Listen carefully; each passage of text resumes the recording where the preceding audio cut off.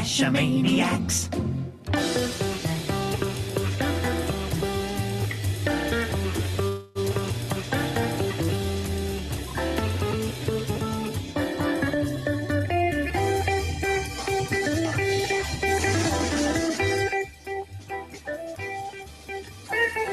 GeoGearHeads.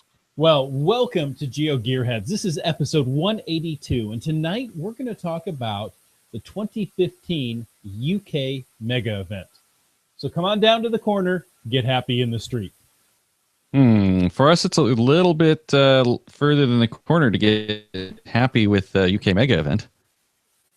Well, you know, globally speaking, it's just around the corner. Okay, if you say so. Around the corner on a round globe.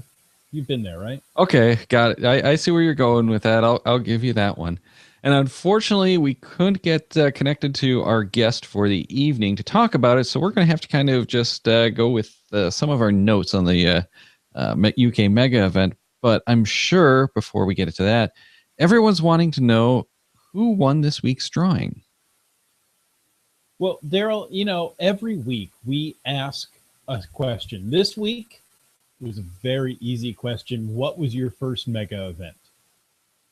Or well, actually, no. It was, what is your last mega event? Last mega event. You're exactly right. I apologize for that. And, you know, I think everybody got it right. We didn't actually go verify. Oh, this is true. What I found interesting was the number of our listeners or viewers that don't actually have any mega events under their belt. That's right. There were a couple that said, you know, there's no mega events in my state. You know, they haven't driven out to one yet. So, hey, are looking to become to them popping up, or you'll get to a mega event eventually. And when you do, you know, it's a bit of a emphasis shifting event, isn't it? When you realize, holy cow, look at all these geocachers around me. Yeah, going to mega events is quite a different situation than we're ever used to before. But we are having a little bit of audio problems tonight, so I'm wondering if maybe it's the Googles as whole that's having some issues, not just our guests having some issues. So bear with us if we do have any of these. And before we go any further, let's announce that it is J. Corey C. who won the contest again. So make sure to, everyone, we didn't get a whole lot of entries this time. It's weird because when we have these easy ones where it's, you submit your thoughts or your whatevers rather than just an answer, it seems like we actually get a drop off in the number of entries. So those kind of situations are probably your best time to enter. Ooh, see, Daryl, I'm telling you, we should ask tougher questions. We should, but I do have a pretty easy one coming up at the end of this show. So there's your tease. We have an easy question. And it's not geocaching related. What? Maybe it is tougher. Well, it might be. It is location gaming related. Exactly. And, you know, we do cover location games right here on the GeoGearHeads. We're not all geocaching. We like all kinds of games. I shouldn't say that. We like all kinds of location-based games. Exactly. Geolocation-based games. It doesn't mean we like all location-based games. No. There are some that we won't talk about for good reasons. Yes. But we won't talk about those. You'll never hear about them because we won't talk about them. Correct. All right. So let's get into this UK Mega 2015 event. And unfortunately, we don't have our guest on to really give us the extra experience we intended. So we're going to be talking a little bit probably after this about some of our local fun that we've had the last couple of weeks. But let's get into the mega event right now, which is GC53P8F if you're looking for the actual event on geocaching.com. But the better place to go is actually going to be mega2015.org.uk, and that will get you their website with all of the information. A great website, I might add, with lots and lots of info. It is well laid out. Yes. It is. And to give you some background, it's the 8th annual UK Mega event. It's August 1st from 10 to 4 p.m. But there's a lot more around it, and we'll talk about that in a little while. The thing I found interesting coming from the US, where typically, registration is free to get into the event. There's no cost at almost any of these events aside from the food if you want the food or some of the merchandise, but it's usually in a registration package. And the way that the UK Mega does it is very different from what we're used to. Their registration is simply log in and register. There's no costs involved with it at all. There's no packages, no nothing. It's just go and register. They do have merchandise as a separate link on the site that takes you to all kinds of stuff like the secret nuclear bunker tickets or the coins. It has the camping if you want the electrical, so all of that kind of stuff that you would expect typically as like part of the registration with the events that we have here in the US is actually off on its own separate site, which I think is kind of cool. I like the way they've done that one. I want to go to the secret bunker, the nuclear bunker. I know. I want to do that one too. That sounds really cool. Doesn't it though? I wonder if there's zombies. Anyway. I don't think there would be zombies in a nuclear bunker. Zombies? Yeah, I'm thinking you have mutants. Oh, even better. Yeah, some irradiated souls. Exactly. So, Daryl, if they don't have packages that we're used to, I assume the merchandise is, just pick it up, put it into a shopping cart type of thing, purchase it all at once. It's all for pickup on the site, so it's not like, unfortunately, we could go and purchase it here and have it shipped. It's, you pick it up on site, no shipping. Right. So what can people expect when they show up? Well, this is actually going to be at the Barleylands Farm, which looks like a really, really cool venue. Lots of side activities and things like that as well. They do have the information on the website to get you there, of course. But one of the things I found interesting, this seems to be a trend for mega events now, is that the dogs are welcome. Nice. Yeah, so definitely a nice addition there. There is going to be plenty of parking on site with an overflow lot, so that's not a big deal. I thought this was funny. They do have an ATM machine on the Barleylands grounds, so you can go and hit that if you need to. They have supermarkets nearby. There's shopping. There's stuff for the kids around the event with even like a petting zoo kind of thing, as I understand it.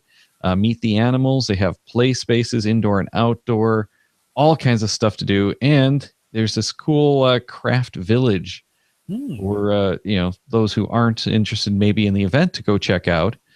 So while you're checking out the vendor tables, your significant other who might not like the Geo coins might actually like the wide range of crafts that they have, including like scrapbooking. Your huggle muggle? Yeah, exactly. And they do have photography and that kind of thing in there too. We should talk people into doing a petting zoo and just fill it full of podcasters. Wouldn't that be like a podcasting zoo? Yeah, it pretty much is a zoo anyway. It is. Yeah. So that sounds really cool. I'm looking at the registration page, and you can go ahead and purchase some meals ahead of time. As you said, camping is available, both electrified and not. And I'm assuming that the electrified camping means it's got the like electric fence on the ground, so when you put up the tent, you get zapped. Low voltage ground wave.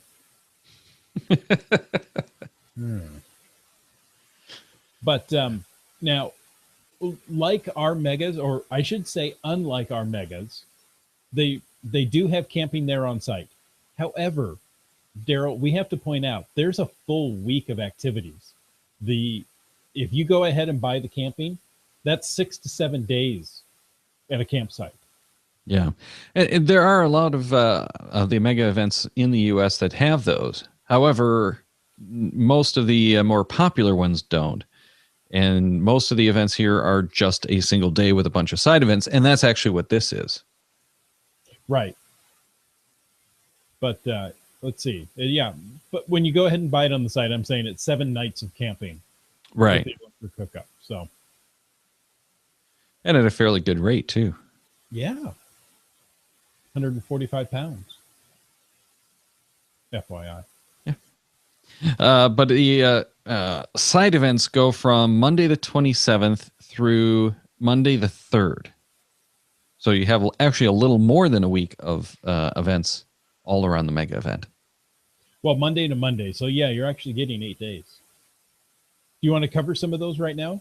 Let's talk about them.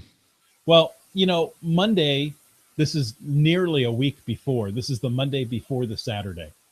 You're starting with meet and greets. Pretty standard stuff in front of a mega event. The Tuesday afterwards, the next Tuesday, the 28th, you got Caching in Nature, so it looks like a hike. One that I find very interesting is the Stargazing Picnic. That's at the Barleylands campsite. So I'm assuming a nighttime picnic, go out, look at the stars. I think that would be really cool. I wonder if there are any night caches involved in that. Kind of hope so, but I don't know. Yeah. Wednesday, you've got a trail bike ride. Wednesday is also the day you get to go to the bunker. So, if you bought that nuclear bunker tour, that's the day you get to go visit that. They're also taking an expedition out to an earth cache, the Glaciers and Gruffalos. I don't exactly know what a Gruffalo is. Neither do I, but I'm sure that would be buffalo. Oh, that could be. Maybe it's a Masonic Lodge kind of thing too. Oh, there you go. Now, on Thursday, and that's the day we do our podcast. So, they're going to try to work around that. There's some odd things going on. You've got the Flashing Crab, you have the Teddy Bear Picnic, and you have the Highwayman's Horror, all these events. I don't know if I want to go flashing, eat a teddy bear, or see what horror is on the highway. I don't know, but they've got a flashlight as the icon for that event, so I'm assuming that one does have a night cache involved. Could very well be. On Friday, now this is the day before the event, they're doing a CETO.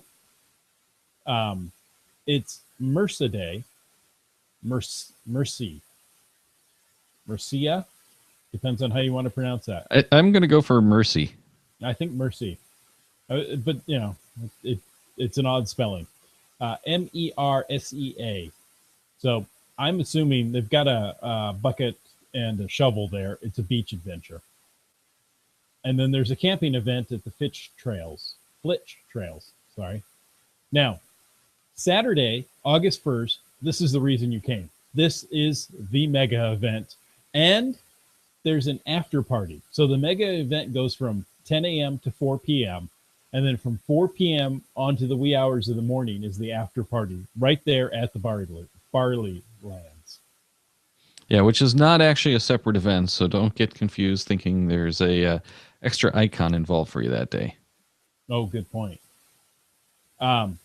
Sunday morning, they start off with a breakfast event. Going to do another CETO, and then a handover event from Gavin to Stacy. I'm assuming they're planning for the next mega. And then finally, Monday, so this is 8 days after you've arrived, there's another event to simply say goodbye to Essex. So yeah, definitely a lot of great events going on from what we can see. Mm-hmm. And when I counted it out, it looked like there was a total of 18 events listed. One of them is going to be the mega event, obviously. There's also two CETOs, but there's the 15 other events involved. But you can't get the 3 icons in one day. No, these are spread out over multiple days. So, you could easily have a 12 icon week, but you're not going to get it in one day. So that's about all I think we can really talk about on the show since we don't have our guest. Hopefully that gives you a good idea of what to look for at least, but you're still going to have to go pouring through the UK Mega website to find out what's going on and all of that good stuff. And they do have a great website, so I highly encourage you, even if you're not going, just to check it out to see what this Mega event is like. Exactly. It would be a good one to go to if you're in the UK. If you're not, here's a chance to go visit. But yeah, it looks like you've got a whole week full of activities that you might be able to squeeze some other geocaching into, but they've already got all the events laid out for you. Oh, and I'm thinking anywhere in or around Europe, if you can get out there, it's definitely worth checking it out because this does look like a good event. And when do you not go to a mega event if it's within a few hours? Right. If it's within driving distance, and with the channel, that opens up a lot of Europe to make it within driving distance. This is true. One of the things that came up, though, getting back to the question for this week's show, one of the things that came up a few times was the lack of time around the mega events and how many people were frustrated that the mega event was that first day out of work, and then at best you had one day traveling back and recovery time. So I thought that was kind of interesting that so many people were looking to do these as just those quick, like, almost overnight kind of trips. Well, I have to say if I compare it to the block party that's right in my neighborhood, this year, the day before, they're doing the Geocaching International Film Festival, so that's on a Friday. That's tough to drive up there on the Friday, drive back on the Saturday, go to an ape event on Sunday. So I completely understand what they're saying. However, if you're into geocaching, this isn't too much work for you. Right. Well, and we've got this one has a full week and a day worth of events all around it. So they're really turning these into full week events, even if it's not a long mega event. And things like the Midwest Geo Bash, and there's another one that I can't think of offhand that's a multi-day, are actually designed as like 4 or 5 day events. So you're supposed to come in, you camp, you do the whole thing. But the main event is really only the one day. Then they'll have some like pre-events and maybe a post-event, stuff leading up to it.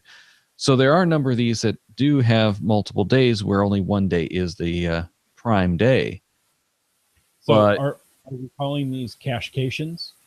I was just going to say, most of these, I think, really expect you to take a vacation to do it. However, for a lot of people, that's not really an option, especially if you're going to try to hit a whole bunch of these.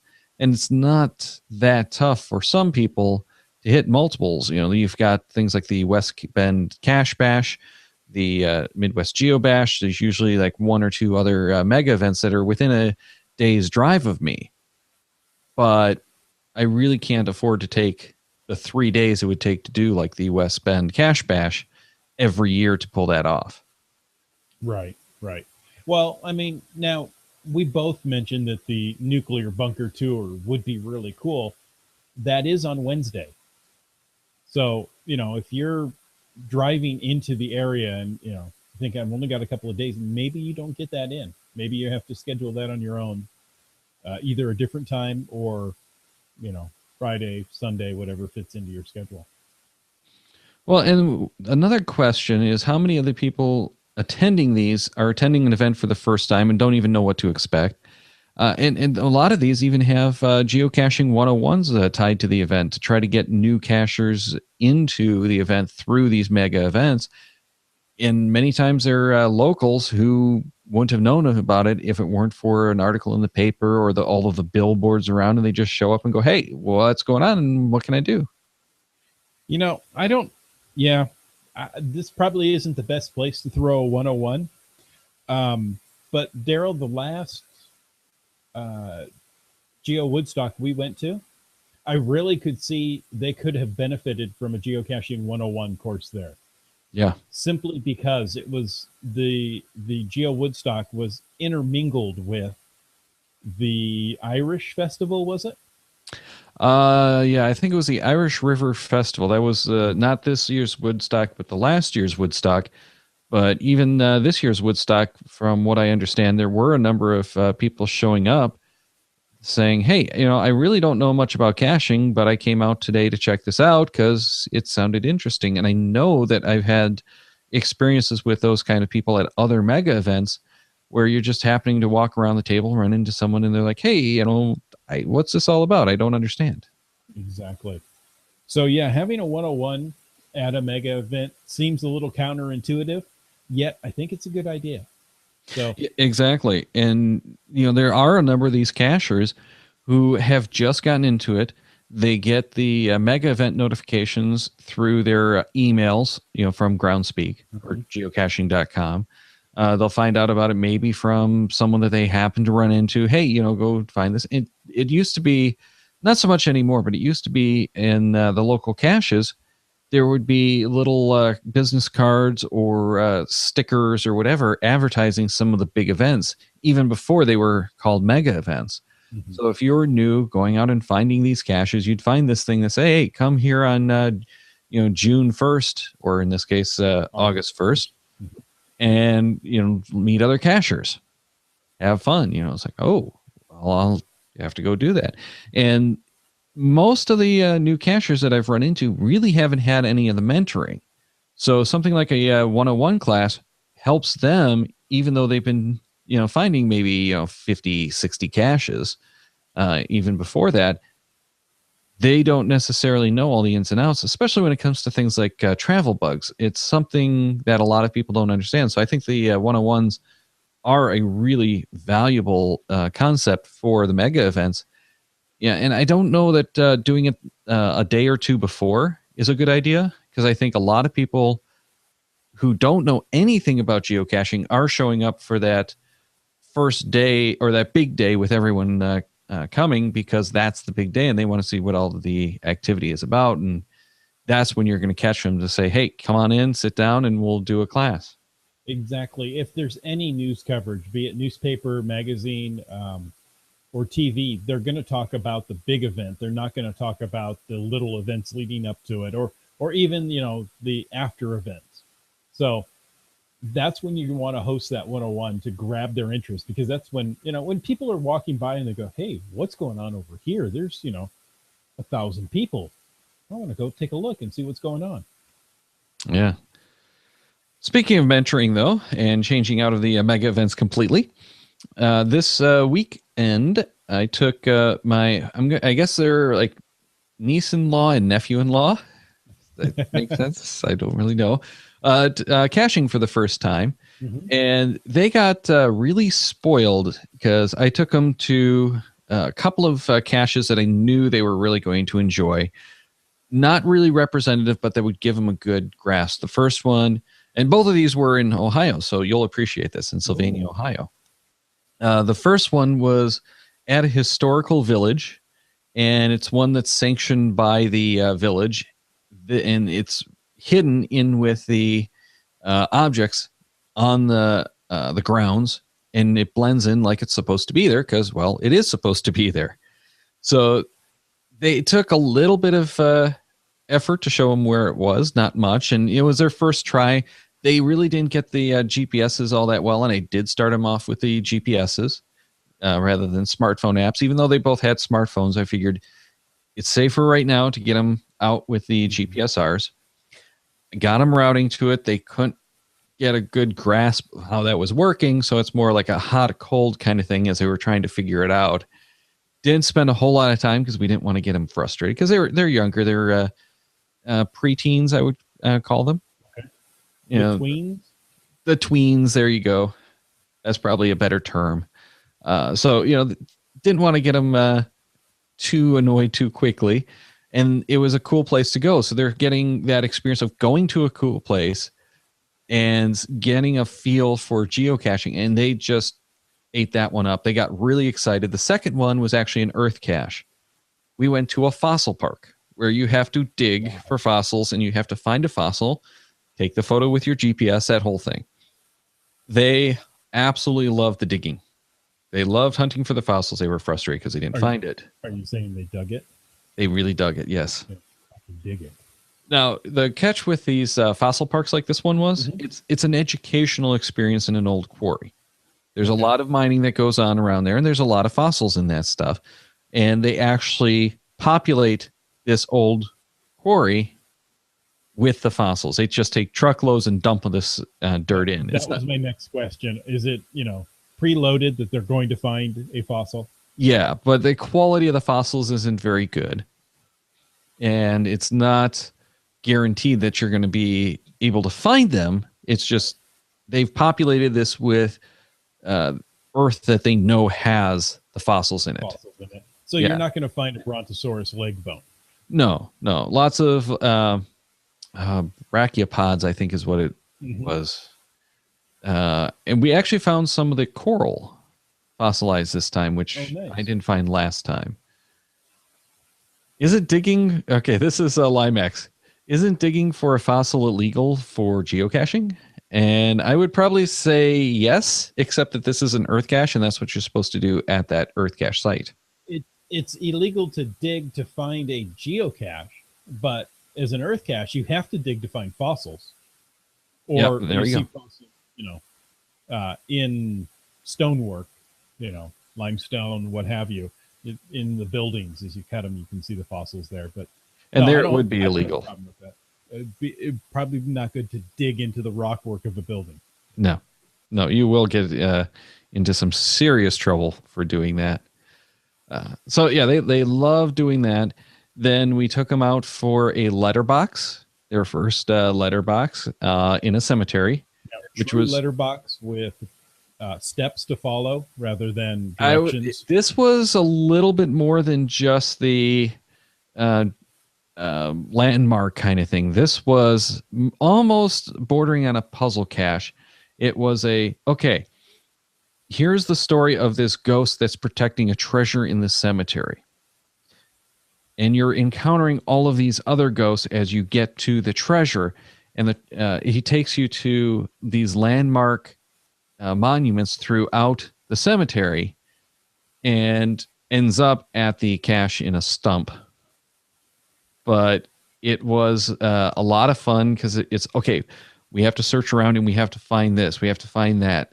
Okay, where is it? So they really enjoyed it. The last stage was a little bit annoying, and they were getting a little frustrated with it. But was it annoying for you? It was especially annoying for me because I had found this one already. Okay. And I couldn't remember for the life of me where it was.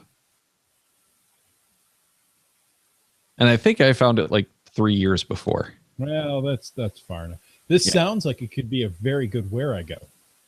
Yeah, it would have been a very good Where I Go. And we do have a number of the letterboxes like that are Where I Go. And that's exactly what Limax actually said in the live Q&A. Word for word. Yes. Yes. I think you guys might be connected. Yeah. Sounds like it would be almost sounds like it would be a Where I Go, Limax says. Yeah, that's a little scary that you guys are so connected. Limax, don't type as I talk. That's wrong. He probably typed before I spoke, so I was probably stealing his words. Yeah. Don't forget that they have a delay. So what we're saying now, they're not going to hear until now. Wait a minute, that doesn't quite work. Now. In any case, now. Now it was kind of an icky day up around here. So then we took them to. I took them to some light pole caches because they were really getting into it, and I wanted to show them a lot of what was around. They really dug lamppost skirts. What? Yes. Daryl, I was going to get on your case about that, but if they really enjoyed it, you can't argue with that. No, they were really getting into it. So, and a lot of it, granted, was the teamwork. Or I shouldn't say the teamwork, but the competitiveness. Who's going to get it first? And it is a little bit challenging when you're first getting out there, even which side of the skirt is it going to be on. Right. So they really got into it. We did about, I think, 7 or 8 of these LPSs. And that's actually what they're called, is LPSs. And then just numbers, whatever. Lamppost stash? Skirt. Okay. Lamppost skirt. So, yeah, we did a bunch of them in the series in close range, and they really just ate them up. I was really surprised to see how much they enjoyed the quick skirt lifters. Did you get them into teaching them distances? Okay, it's 200 feet away. Which lamppost is that going to be?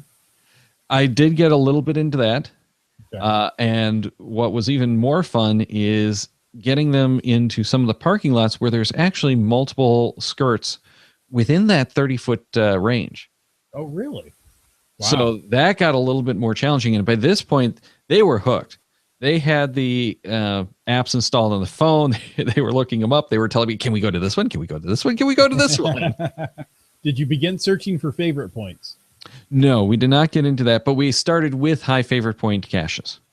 So what really stunk was that Riddling Ghost one that I was talking about, the letterbox. Mm-hmm. They found that a day before I got my favorite point cache for the souvenir. So they got theirs in the 20s. And if anyone's wondering, there is a page on geocaching.com. If you just click on that banner, it will take you there. That shows you what position you were to log that cache that qualified you for the souvenir. So I'm at like 56,000 something, and they were in the 20s, all because I took them to one that I had done that I couldn't log. I could have logged it, but I don't think I would have. Even if I got credit, I would have wanted credit for it because I had already found it before. So I didn't get mine till the following day, which really kind of stung because it's like, okay, I got these newbies who don't even know what's going on. The 20,000-ish souvenir for it, and I'm waiting and 56,000 or whatever this following day because I'm playing tour guide. Limex says he's 59,099. Couldn't have waited for 900 more, huh? Now I got to go look. Yeah, it's one of those things. It's not about the numbers, but it is. But somehow it is, yeah. Yeah. Well, I am curious. Tell me when you get there as to what the numbers look like now, for the number of people who have completed, because that's one of the other things that will tell you how many people completed that challenge. Actually, I'm there now, too. So mine was, for the fun with favorites, 56,746 of 91,659. Okay, where are you seeing this? This is, if you go to that banner that's on, I think, just about every page. Oh, I went to the souvenirs themselves. Yeah, no, this is on it's the Geocaching Road Trip 15 is on. See your progress and learn more. Gotcha. You go to that, which is geocaching.com/play/promo/road trip. It will actually take you to this page that gives you, here's each of the souvenirs, what the time frame is, and what you need to accomplish it. And that first one is the June 15th to the September 2nd, the fun with favorites. I got 34,142. You beat me. The fun with favorites, every time, I don't know if you're a fan of the Big Bang Theory. Oh, yes. However, Sheldon does his fun with flags. This is Sheldon Cooper. And I'm having fun with flags. And all I can think is fun with favorites. Yes, but they couldn't get him to do it because he's been grabbed up by the Microsoft guys for the Surface 3. Yes. He's doing all No, I saw him doing Intel. I didn't see him doing Surface 3. Oh, maybe it was the Intel. I was thinking it was Surface 3. But yeah, he's already contracted to a tech company, so yeah, and geocaching.com couldn't get him. Did his movie. Meanwhile, Limex said that his favorites souvenir was picked up while he was waiting to be seated at the restaurant for Father's Day. Nice. In any case, that was a lot of fun teaching the kids how to cache. Went back. They had to do the cache. There is a cache like 3 or 4 houses down on their street. Of course there is. So they had to do that cache, and they had to take the whole family. Oh, yeah. So now everyone's into it. That's a lot of fun when you find something exciting to do and you want to do it.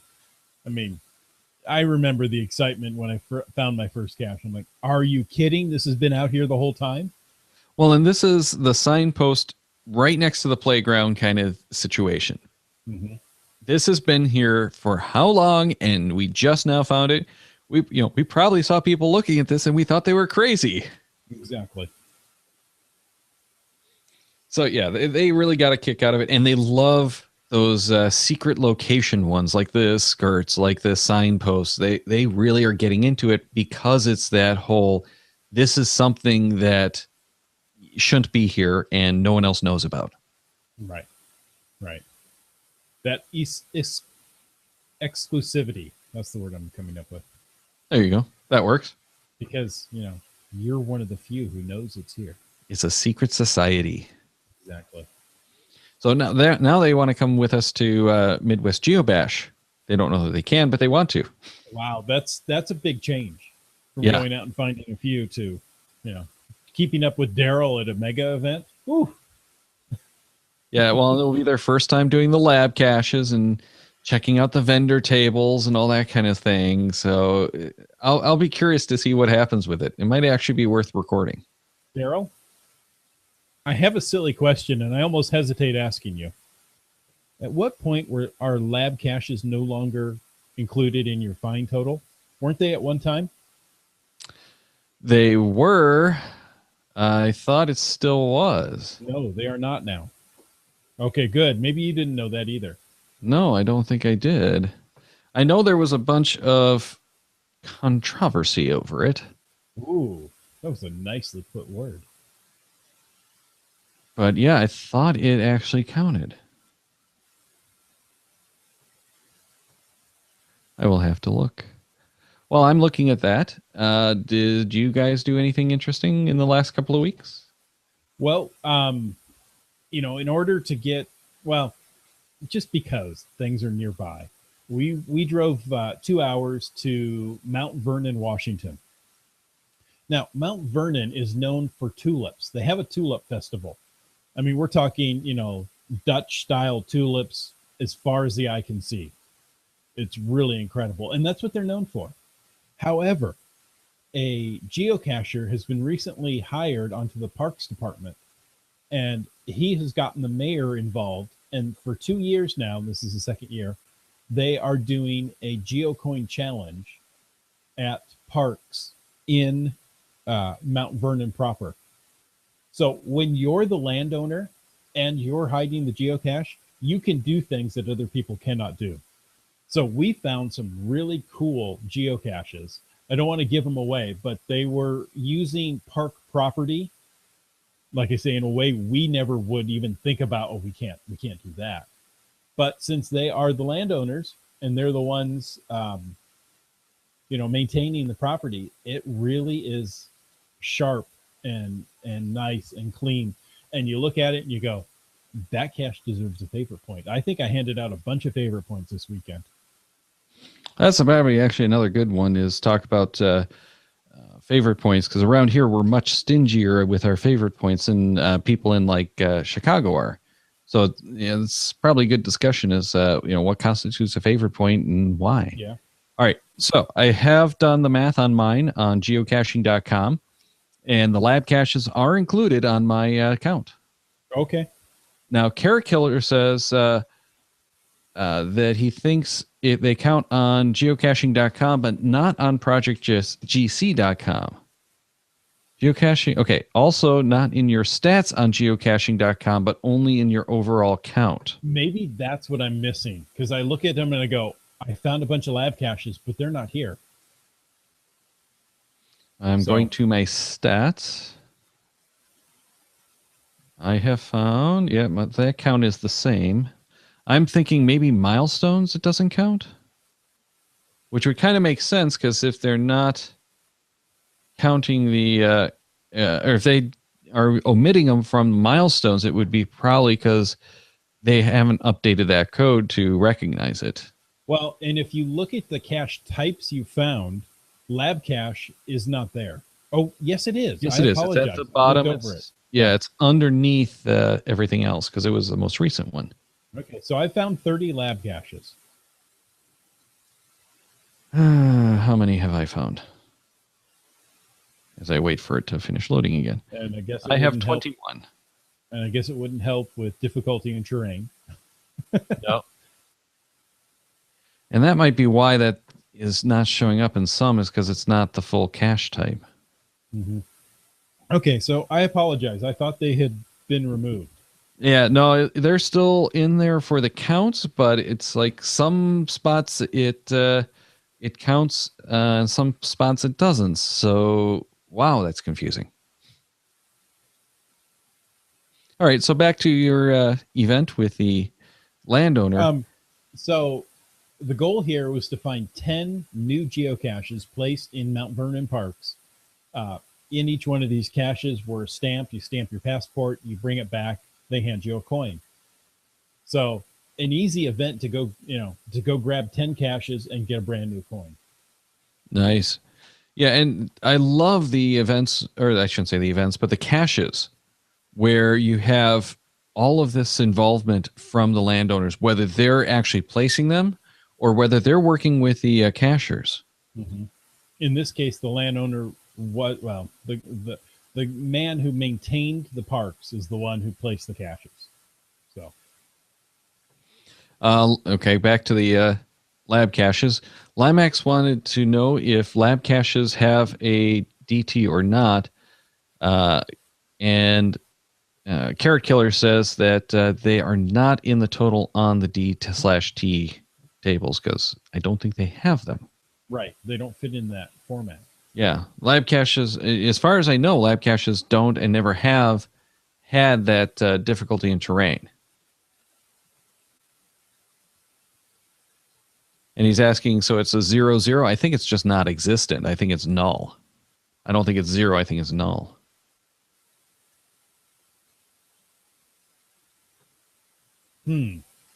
That's an interesting question. Yeah. Yeah. Obviously. Yeah, you can't do a average because it's null. Right. There's nothing to average. Right. It just doesn't count. Yeah, there's no way to total it up because it doesn't exist. Yeah, because DTs are, half to 5, I think it is. I thought it was 1. Is it 1 is the minimum? Yeah, it is 1. So it's 1 to 5 with half step increments, and it just isn't populated, I think. Right. I'm not sure if it even shows up in your My Finds. I haven't actually looked for any of those. That's right. The difficulty terrain grid is exactly 30 off of my cache count. Yeah. So that I don't think it even factors in because it doesn't have anything. And White Coaster asked if we think that lab caches should default to a 1-1. I don't think so. I think I'd rather have them not counted in the difficulty terrain calculation than to have them as a 1-1 because there are some lab caches that we found that are certainly not 1-1s. Right. Right. There were some that I found recently at an event that, were beyond 1-1. Were they, the terrain 2? Probably, but not much more than that. I can make anything a terrain 5. But that doesn't mean it really is. Right. Yeah. If you can't make it a terrain 5, then you just don't know what you're doing. Exactly. You're not trying hard enough. Meanwhile, Carrot Killer says that lab caches are very annoying because they screw up his stats and it almost makes him not want to do them. Really? I mean, yes. I can see that. Yeah. But I definitely don't concur. I love lab caches. I shouldn't say love. I like lab caches. I think they have a lot of promise, but I think they're also a long way from being done.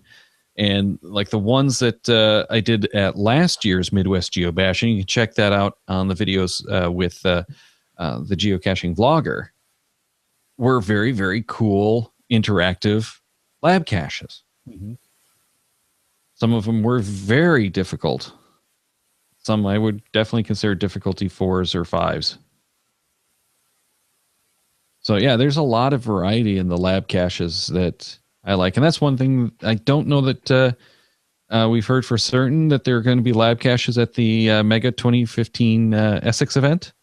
I think there are, though. So, if there are, the UK lab caches have been noted as being very creative, excellent lab caches. So if anyone does happen to hit those, please let us know how those are because I'm interested in what they did and how they work, because it's a big variety in the way that we've seen lab caches implemented. Everything from, go here and get this name off a plaque, to here's this interactivity that you have to go and solve this puzzle and then talk to someone after you've solved it to get the code word. Right. So, Daryl, is there a way to find lab caches? For instance, going to a recent event and there were lab caches there. I said, I haven't done lab caches in a long time. Oh, didn't you get the ones at University of Washington? No, I didn't hear about them. Is there a way to go search for them? That I know of, there are not a way to search for lab caches, but I'm saying this without having looked back. And for some reason, I thought there was actually a lab cache page that listed the current lab caches. Oh, maybe that's the way to do it. Yeah, in the search filters, there isn't one.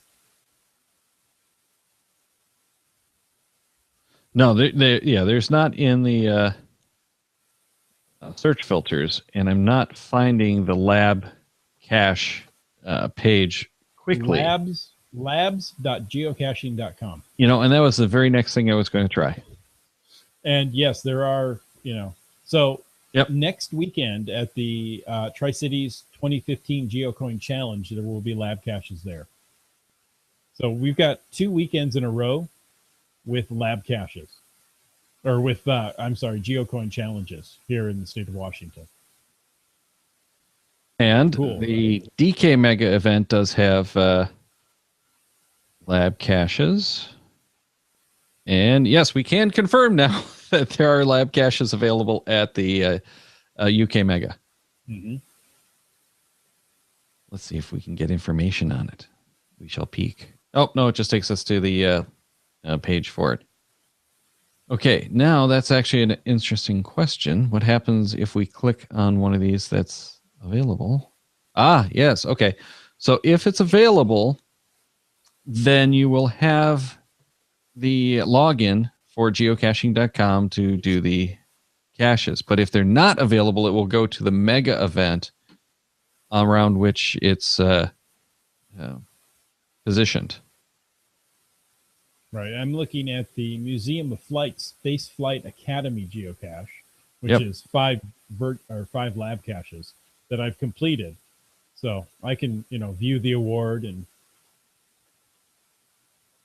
do all that. Now that one led you to a physical cache container. Oh, nice. So I thought that was interesting.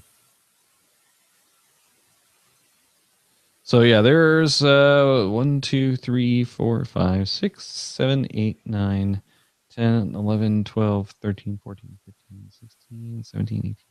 It looks like 20 events total, including that Museum of Flight and Space, or the Space Flight Academy geocache. Wow, that is actually a tongue twister. All listed on that page as of this recording.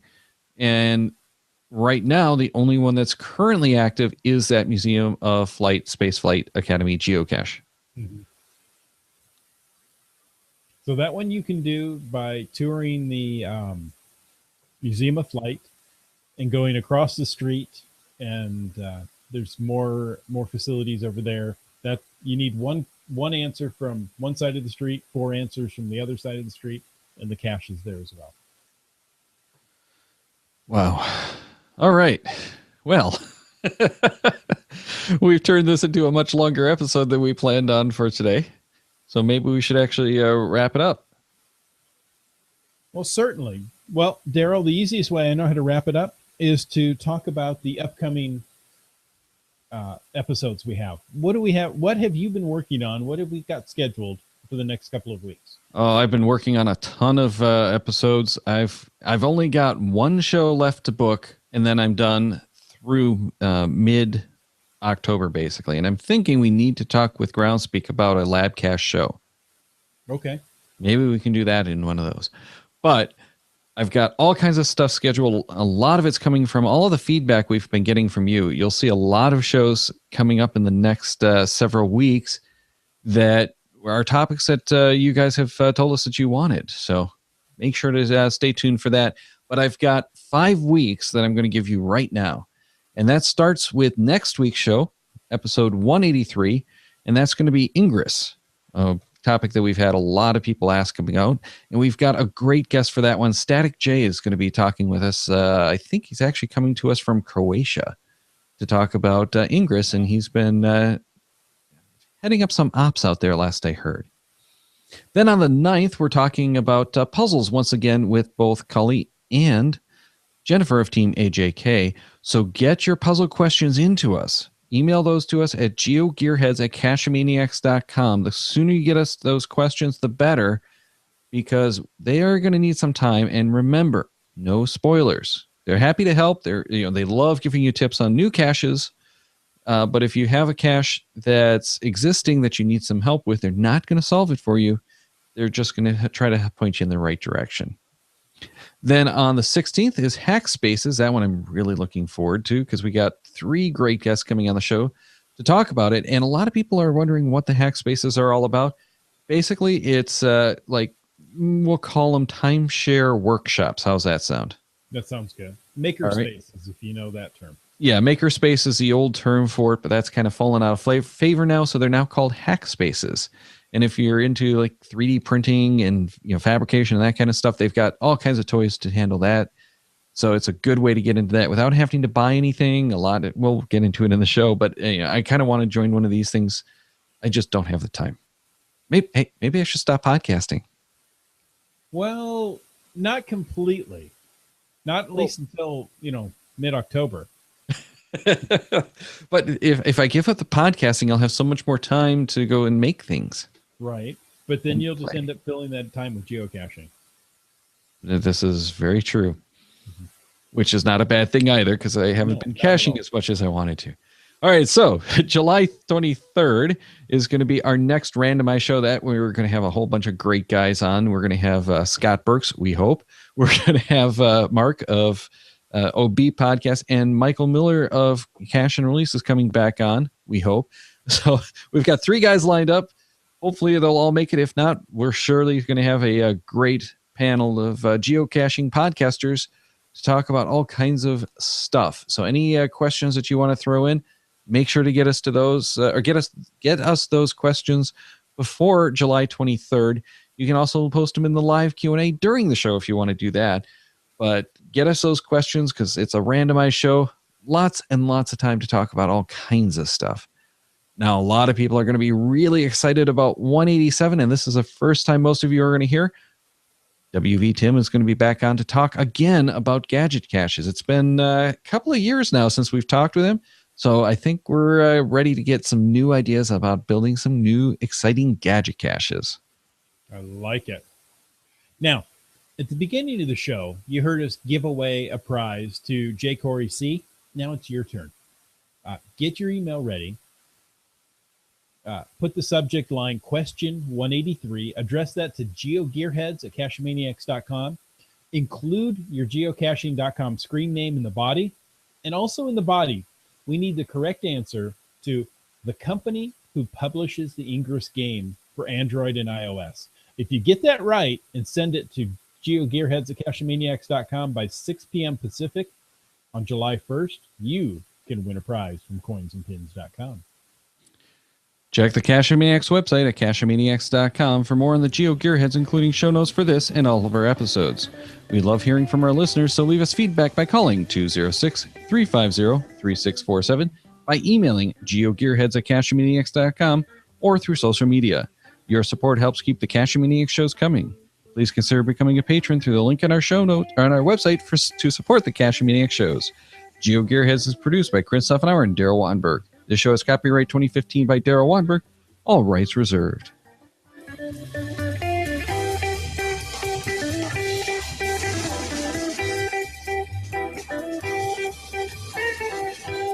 Cache with the Cache Maniacs.